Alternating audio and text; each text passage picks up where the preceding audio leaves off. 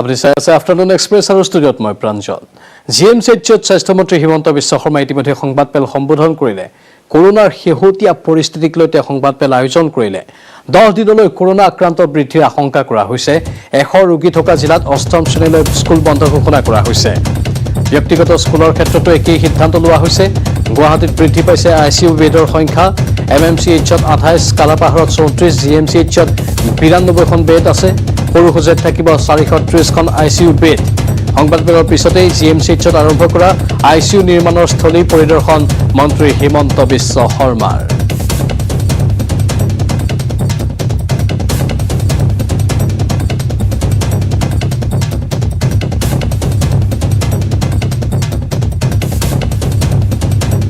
ইতিমধ্যে স্বাস্থ্যমন্ত্ৰীয়ে বহুকেইটা গুৰুত্বপূৰ্ণ ঘোষণা আগবঢ়াইছে। ৰেমডেছিভিৰ ইনজেকশ্যন মজুত আছে ৰাজ্যত, অক্সিজেনো মজুত আছে, এতিয়া বিচনাও মজুত আছে। সেয়েহে কোনো লোককে আতংকিত নহবলৈ আহ্বান জনাইছে স্বাস্থ্যমন্ত্ৰীগৰাকীয়ে। বহুকেইটা নতুন সিদ্ধান্ত নতুন চৰকাৰে ল'ব বুলি উল্লেখ কৰিছে। বিশেষকৈ পৰীক্ষাৰ ক্ষেত্ৰত HSLC পৰীক্ষাৰ ক্ষেত্ৰত সিদ্ধান্তবোৰ নতুন চৰকাৰে গ্ৰহণ কৰিব। এইকেইদিন আমি অপেক্ষা কৰিব লাগিব। এতিয়া যিখিনি পৰা যায় সেই আটাইখিনিয়ে কৰা হৈছে বুলি উল্লেখ কৰা হৈছে।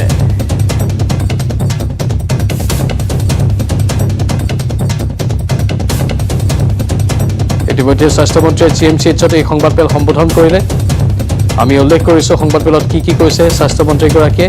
10 দিনলৈ কৰোনা আক্ৰান্ত বৃদ্ধিৰ আশংকা কৰিছে তেওঁ। 100 ৰোগী থকা জিলাত 8ম শ্ৰেণীলৈ স্কুল বন্ধ ঘোষণা কৰা হৈছে। ব্যক্তিগত স্কুলৰ ক্ষেত্ৰতো একেই সিদ্ধান্ত লোৱা হৈছে। গুৱাহাটীত বৃদ্ধি ICU বেডৰ সংখ্যা। MMCHত 28, কালাপাহাৰত 34, GMCHত 92খন ICU বেড মজুত আছে। ইফালে সৰুসজাইত থাকিব 430খন ICU বেড। সংবাদমেলৰ পিছতেই GMCHত আৰম্ভ কৰা ICU নিৰ্মাণৰ স্থলী পৰিদৰ্শন কৰিছে মন্ত্ৰী হিমন্ত বিশ্ব শৰ্মাই। একেলগে সাংবাদিকসকলকো তেওঁ লৈ গৈছে।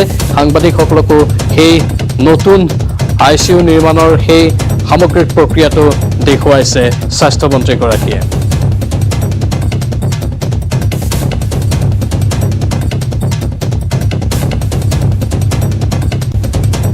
উল্লেখযোগ্য যে কৰোনা পৰিস্থিতি এতিয়া জটিল হৈ পৰিছে। বহু লোক আতংকিত হৈছে। চিকিৎসালয়ত বিচনাৰ অভাৱ হোৱা বুলিও বহুতে আশংকা কৰিছে। কিন্তু স্বাস্থ্যমন্ত্ৰীয়ে আজি স্পষ্ট কৰিছে যে এতিয়া আতংকিত হ'বলগীয়া পৰিস্থিতি উদ্ভৱ হোৱা নাই। চৰকাৰে যিখিনি পাৰে সকলোখিনি কৰি আছে। বিচনাৰো অভাৱ হোৱা নাই, অক্সিজেনৰো অভাৱ হোৱা নাই, ৰেমডেছিভিৰ ইনজেকশ্যনৰো অভাৱ হোৱা নাই। সকলো সা সুবিধা বৰ্তমান মজুত আছে আৰু এসপ্তাহ 10 দিনলৈকে যুঁজিব পাৰিব বুলি উল্লেখ কৰিছে স্বাস্থ্যমন্ত্ৰীয়ে। আমাৰ সতীৰ্থ জ্যেষ্ঠ সাংবাদিক ঋতিক কৌশিক আছে পোনপটীয়া সম্প্ৰচাৰত। ঋতিক, আপোনাৰ কাষলৈ গৈছোঁ। অধিক আৰু কি তথ্য আছে আপোনাৰ লগত? চাওক প্ৰাঞ্জল, কিছু সময় পূৰ্বে মন্ত্ৰীগৰাকীয়ে আৰু GMCৰ যি প্ৰিন্সিপাল আৰু ছুপাৰিণ্টেণ্ডেণ্টৰ লগত লৈ সংবাদ মাধ্যমক GMCৰ সন্মুখত থকা যি পাৰ্কিং ষ্ট্ৰাকচাৰ আছে সেই পাৰ্কিং ষ্ট্ৰাকচাৰটো ইয়াত দেখুৱাইছে। আৰু ইয়াত যি পৰিকল্পনা কৰা হৈছে প্ৰায় 10 কোটিমান টকা খৰচ কৰি এই যি পাৰ্কিং ষ্ট্ৰাকচাৰটো আছে সেই পাৰ্কিং ষ্ট্ৰাকচাৰত কৰা হ'ব ICU ৱাৰ্ড, য'ত প্ৰায় 260খনতকৈ অধিক ICU বেড থাকিব। আৰু তেওঁ যি পৰিকল্পনা কৰিছে এই পৰিকল্পনাত কোৱা হৈছে যে এই যি ICU ষ্ট্ৰাকচাৰটো থাকিব এইটো পাৰ্মানেণ্টলি থাকি যাব। ইয়াৰ পৰা ক'ভিড শেষ হোৱাৰ পিছতো উঠাই লোৱা নহ'ব। আৰু ইয়াৰ ফলত যিসকল দুখীয়া লোকে গুৱাহাটী চিকিৎসা মহাবিদ্যালয়ত ICU নাপাইছিল সেই লোকসকলে এতিয়া ICU বিচনাৰ কাৰণে তেওঁলোকে হাবাথুৰি খাব নালাগিব। আৰু তাৰ কাৰণে প্ৰায় 10 কোটি টকা খৰচ হ'ব। আৰু সেই যি GMCHৰ পাৰ্কিং ষ্ট্ৰাকচাৰ আছে তাত ICU ৱাৰ্ড তেওঁলোকে নিৰ্মাণ কৰিব। আৰু তাৰ পূৰ্বে মন্ত্ৰীগৰাকীয়ে কৈছিল যে খানাপাৰাত তেওঁলোকে ICU ৱাৰ্ড নিৰ্মাণ কৰাৰ কথা তেওঁলোকে পৰিকল্পনা কৰিছিল। আৰু য'ত প্ৰায় 47 কোটি টকা খৰচ হোৱাৰ যি আছে 47 কোটি টকা খৰচ হ'লহেঁতেন, কিন্তু ইয়াত যেতিয়া নিৰ্মাণ কৰা হ'ব প্ৰায় 10 কোটি টকাতে ইয়াত যি এই ICU ৱাৰ্ড এই ICU ৱাৰ্ডটো সম্পূৰ্ণ হ'ব।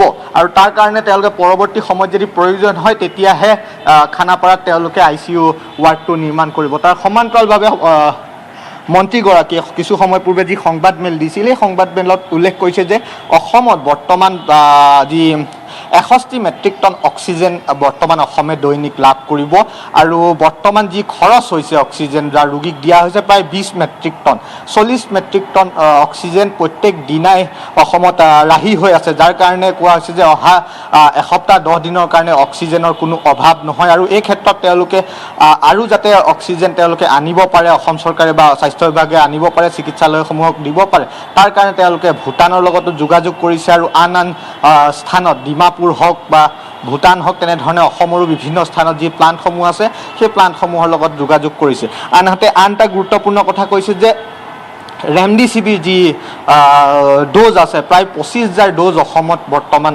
আছে আৰু তাৰে 1,000 যি প্ৰৱাসী অসমীয়া ভাৰতৰ যিকোনো স্থানত থকা তেওঁলোকক যদি প্ৰয়োজন হয় তেওঁলোকে গুৱাহাটী চিকিৎসা মহাবিদ্যালয়ৰ পৰা তেওঁলোকে সেই ড'জ ক্ৰয় কৰি তেওঁলোকে লৈ যাব পাৰিব আৰু তাৰ কাৰণে 1,000 ড'জ ইতিমধ্যে প্ৰৱাসী অসমীয়াৰ কাৰণে ৰখা হৈছে তাৰ সমান্তৰালভাৱে ব্যক্তিগত নাৰ্ছিং হোমসমূহৰ কাৰণেও প্ৰায় 2500 ড'জ ৰেমডিচিভিৰ ৰখা হৈছে য'ত যিসকল ৰোগীক তাত প্ৰয়োজন হ'ব নাৰ্ছিং হোমত তেওঁলোকে সেই যি ৰেমডিচিভি গুৱাহাটী চিকিৎসা মহাবিদ্যালয়ত উপযুক্ত প্ৰমাণ দি অভিভাৱক আৰু নাৰ্ছিং হোমসমূহে ৰেমডিচিভিৰ যি ড'জ লাগে সেই ড'জ ক্ৰয় কৰি লৈ যাব পাৰিব আৰু তাৰ মূল্য হ'ব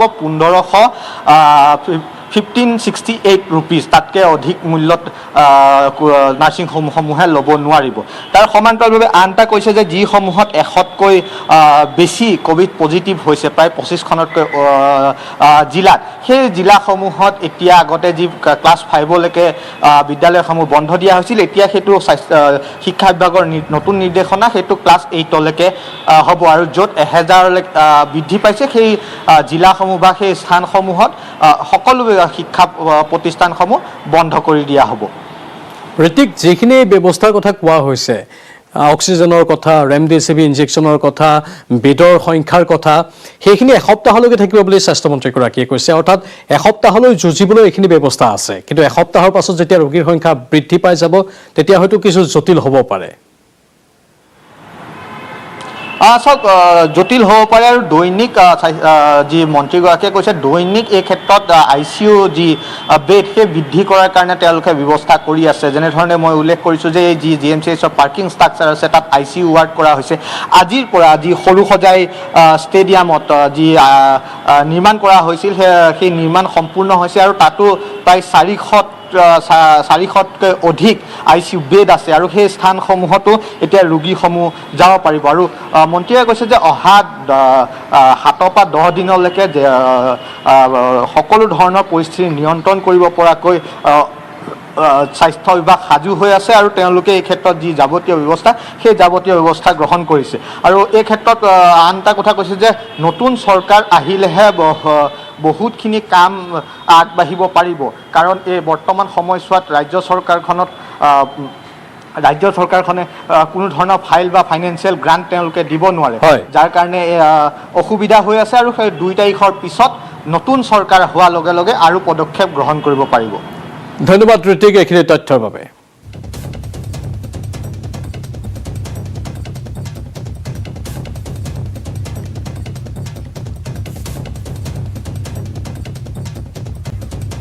ONGCৰ অপহৰণ কাণ্ডত জড়িত অসম আৰক্ষী অপহৰণ কাণ্ডত গ্ৰেপ্তাৰ এজন আৰক্ষী কনিষ্টেবল ধৃত কনিষ্টেবলজন বসন্ত বৰগোহাঁই 25 APBNৰ কনিষ্টেবল বসন্ত বৰগোহাঁই ধৃত বসন্ত বৰগোহাঁইৰ ঘৰ শদিয়াত 5জনীয়া অস্ত্ৰধাৰী দলটোত আছিল কনিষ্টেবলজন আন এজন যুৱককো আটক কৰিছে আৰক্ষীয়ে আটকাধীন যুৱকজনৰ নাম ৰাহুল চেতিয়া অপহৰণত ব্যৱহৃত মটৰচাইকেল যোগান ধৰিছিল যুৱকজনে ৰুবুল মোহন নামৰ আন এজন যুৱককো আটক কৰিছে আৰক্ষীয়ে ৰুবুল মোহনেও অপহৰণকাৰীক মটৰচাইকেল দিয়াৰ সন্দেহ কৰা হৈছে মুঠতে ONGCৰ বিষয়ে অপহৰণ কাণ্ডত এতিয়া নতুন নতুন তথ্য সন্মুখলৈ আহিবলৈ ধৰিছে বিভিন্নজনক কৰায়ত্ব কৰা হৈছে এই অপহৰণ কাণ্ডত গ্ৰেপ্তাৰ হৈছে এজন আৰক্ষী কনিষ্টেবল ধৃত কনিষ্টেবলজন বসন্ত বৰগোহাঁই 25 APBNৰ কনিষ্টেবল বসন্ত বৰগোহাঁই ধৃত বসন্ত বৰগোহাঁইৰ ঘৰ শদিয়াত 5জনীয়া অস্ত্ৰধাৰী দলটোত আছিল কনিষ্টেবলজন আন এজন যুৱককো আটক কৰিছে আৰক্ষীয়ে ইতিমধ্যে আমি জনাইছোঁ সেই যুৱকজনৰ নাম ৰাহুল চেতিয়া অপহৰণত ব্যৱহৃত মটৰচাইকেল যোগান ধৰিছিল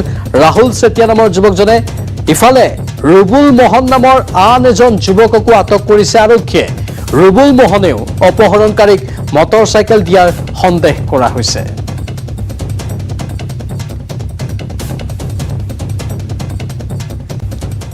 দেশৰ সাম্প্ৰতিক কৰোনাৰ জটিল পৰিস্থিতিক লৈ ভাৰতীয় নিৰ্বাচন আয়োগক জগৰীয়া কৰিছে মাদ্ৰাজ উচ্চ ন্যায়ালয়ে নিৰ্বাচন আয়োগৰ বিৰুদ্ধে হত্যাৰ অভিযোগ আনিব পাৰি বুলি তাৎপৰ্যপূৰ্ণ মন্তব্য কৰিছে মাদ্ৰাজ উচ্চ ন্যায়ালয়ে কৰোনাৰ সংক্ৰমণৰ পাছতো নিৰ্বাচন আয়োগে ৰাজনৈতিক দলৰ নিৰ্বাচনী সভা বন্ধ কৰাৰ কোনো ব্যৱস্থা গ্ৰহণ নকৰিলে কোভিড প্ৰটোকল ধুলিসাৎ কৰি ৰাজনৈতিক দলবোৰে অনুষ্ঠিত কৰিলে ইখনৰ পাছত সিখন নিৰ্বাচনী সভা আজিৰ পৰিস্থিতিৰ বাবে নিৰ্বাচন আয়োগ জগৰীয়া বুলি মন্তব্য কৰি উচ্চ ন্যায়ালয়খনৰ মুখ্য ন্যায়াধীশ সঞ্জীৱ বেনাৰ্জী আৰু ন্যায়াধীশ SK ৰামামূৰ্তিয়ে কয় যে দেশৰ সকলো ন্যায়ালয়ে কোভিড প্ৰটোকল বজাই ৰাখিবলৈ আহ্বান জনোৱাৰ পাছতো ৰাজনৈতিক দলবোৰে অনুষ্ঠিত কৰা নিৰ্বাচনী ৰেলীৰ ওপৰত কোনো ব্যৱস্থা গ্ৰহণ নকৰিলে আয়োগে উল্লেখযোগ্য যে মাদ্ৰাজ উচ্চ ন্যায়ালয়ৰ এই ৰায়ে স্বাভাৱিকতেই অস্বস্তিত পেলাব নিৰ্বাচন আয়োগক ভোটাৰ তথা সাধাৰণ জনতাৰ ওপৰত কঠোৰ নীতি নিৰ্দেশনা আৰোপ কৰা নিৰ্বাচন আয়োগ তথা প্ৰশাসনে 5 ৰাজ্যৰ নিৰ্বাচনৰ সময়ত ৰাজনৈতিক দল আৰু নেতাসকলৰ সম্পৰ্কত ল'লে ধৃতৰাষ্ট্ৰৰ ভূমিকা যি কাৰণে আজি দেশত সৃষ্টি হৈছে এনে পৰিস্থিতিৰ অৰবাদন এক্সপ্ৰেছ পিতৃক হত্যা কৰি আৰক্ষীৰ জালত পৰিছে ঘাতক পুত্ৰ ৰামিজ উদ্দিন জন্মদাতা পিতৃক দাৰে ঘপিয়াই হত্যা কৰি পলিথিনত ভৰাই হাবিত পেলাই দিছিল নৰাধম ৰামিজ উদ্দিনে দেওবাৰে পথাৰকান্দি আৰক্ষীয়ে গ্ৰেপ্তাৰ কৰে ঘাতক পুত্ৰ ৰামিজ উদ্দিনক পাৰিবাৰিক কন্দলৰ বাবে এই হত্যাকাণ্ড সংঘটিত কৰে পিতৃক হত্যা কৰি আৰক্ষীৰ জালত পৰিছে ঘাতক পুত্ৰ ৰামিজ উদ্দিন জন্মদাতা পিতৃক দাৰে ঘপিয়াই হত্যা কৰি পলিথিনত ভৰাই হাবিত পেলাই দিছিল নৰাধম ৰামিজ উদ্দিনে নাছিলোঁ কোনো সংসত্ৰ পোৱা নাছিলোঁ পিছত তদন্ত কৰাৰ পিছত দেখা গ'ল যে ঘটনাটোৰ লগত জড়িত তেখেতৰ ল'ৰাটোৱে আছে গতিকে তেখেতৰ ল'ৰাক আমি এৰেষ্ট কৰিলোঁ এৰেষ্ট কৰাৰ পিছত আমি সোধপোছ কৰি সোধপোছ কৰাৰ পিছত ল'ৰাটোৱে স্বীকাৰ কৰে নামটো হৈছে আপোনাৰ ৰমিজ উদ্দিনে নিজৰ বাপেক ফখৰুদ্দিনক মাৰিছে বুলি স্বীকাৰ কৰে স্বীকাৰ কৰাৰ পিছত আমি তেখেতক পুলিচ এইটো জেল হাজতলৈ পঠিয়ালোঁ আৰু পুলিচ ৰিমাণ্ডলৈ আনিলোঁ এবাৰ মৰিগাঁৱত পথ দুৰ্ঘটনাত থিতাতে নিহত হৈছে এজন মালফুটা তীব্ৰবেগী বাহনে মহতিয়াই থৈ যায় বিপুল কলিতা নামৰ যুৱকজনক অৱশ্যে দুৰ্ঘটনা সংঘটিত কৰি ঘটনাস্থলীৰ পৰা পলায়ন কৰে গাড়ীখনে ঘটনাস্থলীত আৰক্ষী উপস্থিত হৈ বিপুল কলিতাৰ মৃতদেহ মৰণোত্তৰ পৰীক্ষাৰ বাবে মৰিগাঁও অসামৰিক চিকিৎসালয়লৈ প্ৰেৰণ কৰে কিন্তু দুৰ্ঘটনা সংঘটিত কৰা বাহনখনৰ সন্ধান লাভ কৰা নাই আৰক্ষীয়ে মৰিগাঁৱত পথ দুৰ্ঘটনাত থিতাতে নিহত হৈছে এজন মালপোতাত তীব্ৰবেগী বাহনে মহতিয়াই থৈ যায় বিপুল কলিতা নামৰ যুৱকজনক 93 সংখ্যক অস্কাৰ বঁটা ঘোষণা কৰা হ'ল আমেৰিকাৰ লছ এঞ্জেলছত অস্কাৰ প্ৰদান অনুষ্ঠান শ্ৰেষ্ঠ ছবিৰ সন্মান নো মেন লেণ্ডলৈ শ্ৰেষ্ঠ অভিনেত্ৰীৰ সন্মান ফ্ৰান্সৰ মেকডৰমাণ্ডলৈ নৰ্মাডালেণ্ড ছবিৰ অভিনেত্ৰী মেকডৰমাণ্ড শ্ৰেষ্ঠ অভিনেতাৰ সন্মান লাভ কৰিছে এণ্টনি হপকিনছে দ্য ফাদাৰ নামৰ ছবিখনত কৰা অনবদ্য অভিনয়ৰ বাবে এণ্টনিলৈ এই সন্মান আগবঢ়োৱা হৈছে ইফালে শ্ৰেষ্ঠ পৰিচালকৰ সন্মান লাভ কৰিছে ক্ল'ই ঝাওৱে অভিনেতা ইৰফান খানক অস্কাৰ অনুষ্ঠানত স্মৰণ কৰা হয় হলিউডৰ কেইবাখনো ছবিত অভিনয় কৰিছিল ইৰফান খানে কষ্টিউম ডিজাইনাৰ ভানু আথায়াকো স্মৰণ কৰা হয় 1982 চনত গান্ধী ছবিৰ বাবে অস্কাৰ পাইছিল ভানু আথায়াই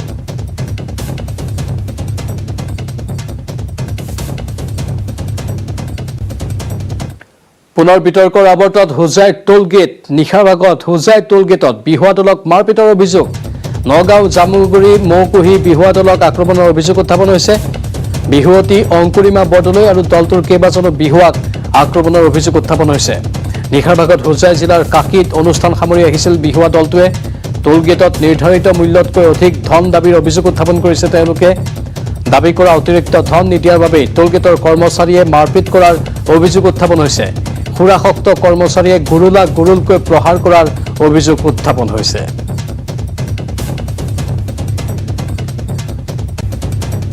24 ঘণ্টাত দেশত 3,52,991 জন নতুনকৈ কৰোনাত আক্ৰান্ত হৈছে এটা ক্ৰমাৎ উদ্বেগজনক হৈ পৰিছে দেশৰ কৰোনাৰ পৰিস্থিতি দেশত এদিনতে 2,812 জন কৰোনাত আক্ৰান্ত হৈ মৃত্যুমুখত পৰিছে দেশত সম্প্ৰতি চিকিৎসাধীন হৈ আছে 28,13,658 জন 24 ঘণ্টাত দেশত 3,52,991 জন নতুনকৈ কৰোনাত আক্ৰান্ত হোৱাৰ খবৰ আমি জনাইছো ক্ৰমাৎ উদ্বেগজনক হৈ পৰিছে দেশৰ পৰিস্থিতি দেশত এদিনতে 2,812 জন কৰোনাত আক্ৰান্ত হৈ মৃত্যুমুখত পৰিছে দেশত সম্প্ৰতি চিকিৎসাধীন হৈ আছে 28,13,658 জন লোক।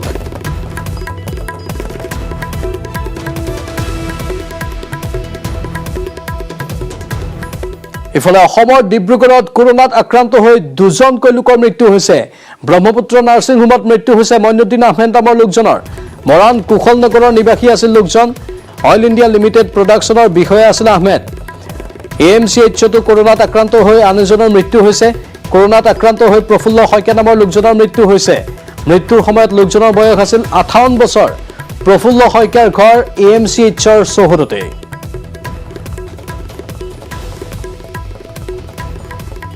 ইফালে অসমৰ প্ৰথমগৰাকী মহিলা IAS বিষয়াৰ মৃত্যু হৈছে।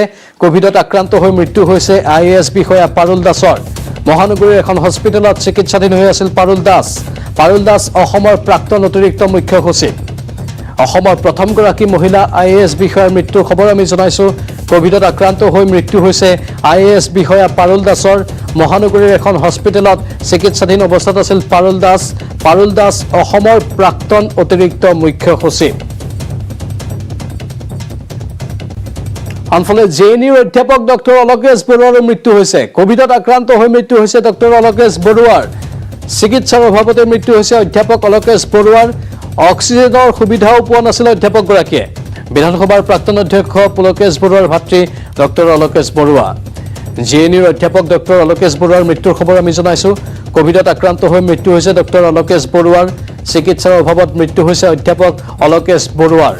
অক্সিজেনৰ সুবিধাও পোৱা নাছিল অধ্যাপকগৰাকীয়ে। বিধানসভাৰ প্ৰাক্তন অধ্যক্ষ পুলকেশ বৰুৱাৰ ভাতৃ ডক্টৰ অলকেশ বৰুৱা। ইতিমধ্যে কাল কৰোনাই চানি ধৰিছে ৰাজ্যত কৰোনাত 24 ঘণ্টাত 14 জন লোকৰ মৃত্যু হৈছে। নতুনকৈ কৰোনাত আক্ৰান্ত হৈছে 1844 জন লোক। ক্ৰমাৎ ভয়াৱহভাৱে বাঢ়িবলৈ ধৰিছে আক্ৰান্তৰ সংখ্যা। অসমত কৰোনাৰ আক্ৰান্তৰ হাৰ 5.48% বৃদ্ধি পাইছে। ইয়াৰে কামৰূপ মহানগৰ জিলাত 791 জন লোক আক্ৰান্ত হৈছে। ডিব্ৰুগড়ত 190 জন লোক, নগাঁৱত 83 জন লোক, কামৰূপত 82 জন আক্ৰান্ত হৈছে। দেওবাৰৰ দিনটোত কামৰূপ মহানগৰত 8 জন আক্ৰান্তৰ মৃত্যু হৈছে। বৰপেটা, ডিব্ৰুগড় আৰু কামৰূপত এজনকৈ লোকৰ মৃত্যু হৈছে। বৰ্তমান ৰাজ্যখনত 15,470 জন আক্ৰান্ত চিকিৎসাধীন অৱস্থাত আছে। মুঠ 33,674 জনৰ কৰা হৈছিল কোভিড পৰীক্ষা।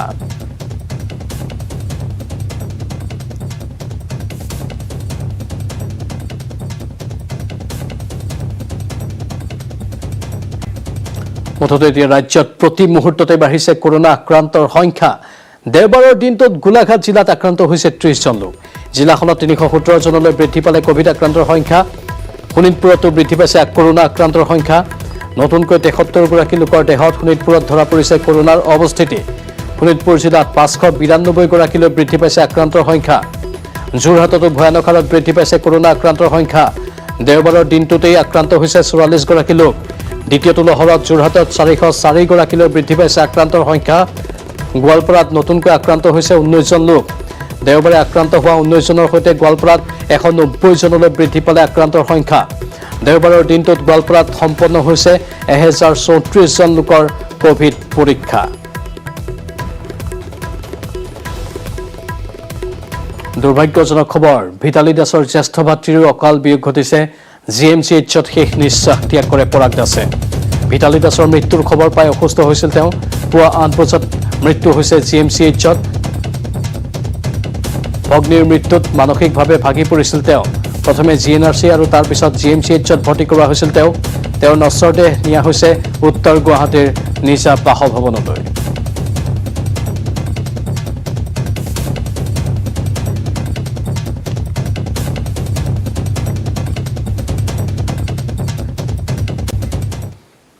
কৰোনাৰ সংক্ৰমণৰ মাজতে কমলপুৰৰ মণিয়েৰীত অৰ্ধশতাধিক পুৰুষ মহিলাৰ উত্তাল প্ৰতিবাদ। ঐতিহাসিক শিলখাকুৰ তলেৰে বৈ যোৱা নজুলি জান ভূ মাফিয়াই দখল কৰাক লৈ প্ৰতিবাদ।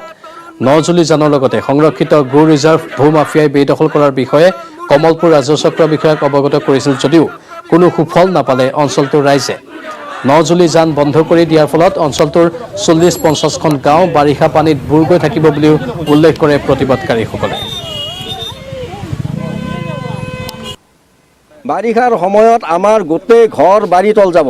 যিটো এতিয়া দেখিছে আমাৰ গাঁও আছে 20 ফুট তলত এই হেৰিৰ পৰা যিটো তেওঁলোকে যিটো প্ৰজেক্ট লৈছে, যিটো য'ত মাটি পুতিছে, এই জানটোত য'ত মাটি পুতিছে, আমাৰ গাঁৱৰ ৰাস্তা আছে 20 ফুট তলত।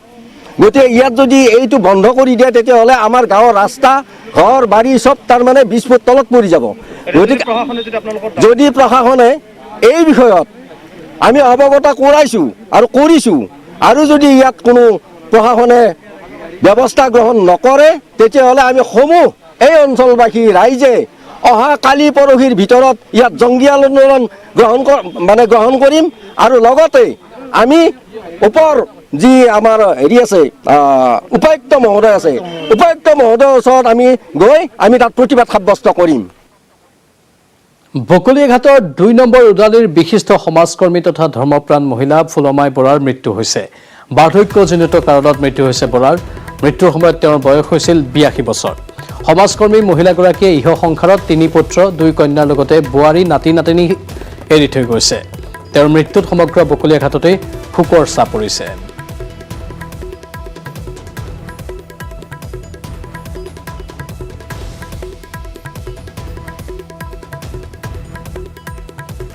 প্ৰবল খৰাঙে ভাঙি চুৰমাৰ কৰিছে ক্ষুদ্ৰ চাহ খেতিয়কৰ সপোন। কৰোনা মহামাৰীয়ে অৰ্থনীতিত প্ৰভাৱ পেলোৱা সময়তে অত্যাধিক খৰাং আৰু পোকৰ সন্ত্ৰাসৰ ফলত গভীৰ সংকটত ক্ষুদ্ৰ চাহ খেতিয়কসকল। লোপাৰ পোকে দহিছে এটিকুলি দুটি পাত। প্ৰকৃতিৰ কুপদৃষ্টিত বহাগৰ বতৰত লঠঙা হৈ আছে শ শ চাহ বাগিচা। টিয়কৰ এখন চাহ বাগিচাৰ দৃশ্য দেখুৱাব আমাৰ সাংবাদিক দিগন্তই। ইয়াত দিগন্তই দেখুৱাইছে সেই দৃশ্যসমূহ।